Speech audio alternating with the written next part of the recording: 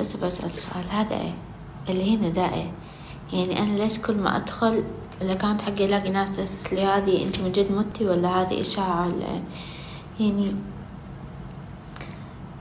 يعني انا دخلت السوشيال ميديا ما كنت متخيلة انه من جد في ناس تطلع على حس ناس، انه انا اليوم انا كيف بشتهر، ما عندي سالفة وداخل ما عندي شيء افيد فيه الناس ولا ابسط فيه الناس معايا ولا شيء حتى اقدم، ما عندي اي سالفة. اروح اشوف مين مشهور اقول انه مات. طب ما جربت تحط نفسك مكان الشخص اللي انت قاعد تقول عليه انه ده مات؟ ما حطيت نفسك مكانه ان انت لما تقول عليه مت؟ ترى يعني في النهاية الموت ما يخوف، يعني انا ما اخاف من الموت لانه كلنا ميتين. ايش اخرتنا؟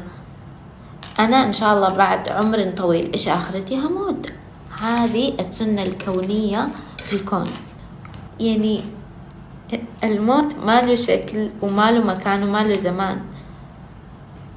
في النهاية تعددت الأسباب والموت واحد، كلنا ميتين. فليش اليوم كل ما أدخل السوشيال ميديا ألاقي هذه ما كملت سنة في المحتوى وماتت بسبب الأكل؟ لا، ما مت، عايشة ومحلاني، خدودي ما شاء الله قاعد تكبر.